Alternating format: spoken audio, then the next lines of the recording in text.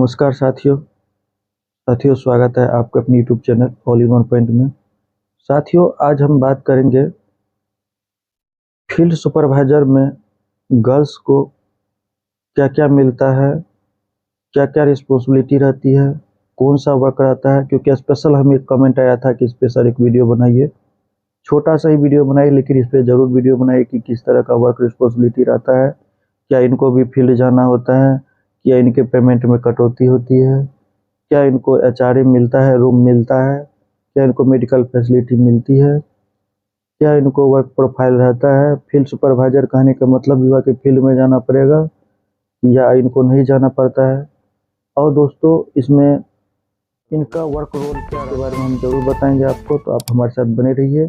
फिर भी कोई रहते तो आप नीचे कमेंट कर सकते हैं, पूछ सकते हैं, और चैनल को जरूर सब्सक्राइब करके जाइए। मैं आप लोग का स्पेशल रिकमेंडेड वीडियो बनाता हूँ।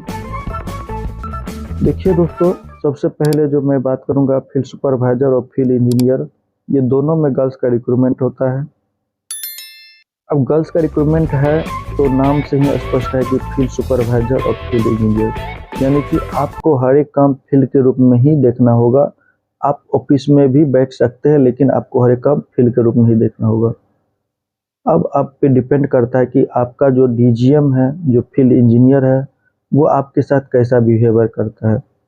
अगर उनका बिहेवियर अच्छा रहे तो आपको ऑफिस मिल जाएगा, लड़कों लोग को फील्ड भेज देते हैं। जो बात क्लियर है मैं बता दे रहा हूँ। और फील्ड इंजीनियर में कि आपको जो है ऑफिस वर्क हमेशा ही देखना पड़ेगा अगर है तो, लेकिन फील्ड सुपरवाइजर में कुछ लड़कियों को फील्ड में भी जाना होता है, क्योंकि आपको फील्ड सुपरवाइजर के रूप में लिया है तो आपको फील्ड भी जाना पड़ेगा, लेकिन उनके विवेक पे डिपेंड करता है। जैसे एक ही लड़की है तो अब कैसे 5 लड़का के बीच में गाड़ी दे दिया जाएगा कि जाइए, नहीं दिया जाएगा ना। तो उनको क्या होता है कि अपने ऑफिस में रख लेता है फील्ड इंजीनियर या डीजीएम जो होता है वो रख लेता है। उनको एमएस एक्सेल पावर पॉइंट पे फाइल वाइल बनाने के लिए दे देता है, किसी तरह का पीपीटी बनाने के लिए दे देता है, और इनका ड्यूटी ऐसे ही चलता है। अगर आप फाइल वाइल बना के दे देते हैं तो यहाँ पे जो है आपको और भी कोई भी जिम्मेदारी रहती है तो आपको ऑफिस का ही संभालना होता है। अगर आप यहाँ ऑफिस में रहते हैं तो अगर आप फील्ड जाते हैं तो फील्ड में आपका जो है काम, जैसे गाड़ी में गए, वहाँ देख लिए, 2-4 फोटो खींच लिए, उसको ग्रुप में डाल दिए, बस उसके बाद बैठ के आराम से मौज करके पढ़ सकते हैं। लेकिन ऑफिस में क्या है कि ऑफिस ड्यूटी तो करते हैं, लेकिन ऑफिस ड्यूटी के समय में हमेशा ऑफिसर के बीच में रहते हैं, तो आपको पढ़ते हुए देखने में थोड़ा अभद्र लगता है। आप पढ़ भी सकते हैं, कोई दिक्कत नहीं, कॉन्ट्रैक्ट बेसिस है, पढ़ सकते हैं, लेकिन ठीक नहीं लगता है। अगर आप फील्ड जाते हैं तो आप स्वतंत्र रहते हैं, आप अपना काम भी देखते हैं, पढ़ाई भी करते हैं, सारा कुछ करते हैं। गर्ल्स को दोस्तों इसमें स्पेशल किसी तरह का कोटा नहीं दिया जाता है। जो फील्ड सुपरवाइजर को मिलता है बॉयज में, उसी तरह का गर्ल्स को भी मिलता है। गर्ल्स को जो एचआरए मिलता है वो कभी कभी आपका जो है सब स्टेशन में ही मिल जाता है, लेकिन बॉयज़ को ऐसा नहीं मिलता है। बॉयज़ को अपना खुद का ढूंढना होता है गेस्ट हाउस। गर्ल्स को कभी गेस्ट हाउस नहीं रखता है, क्योंकि वहाँ बॉयज़ लोग बहुत रहते हैं।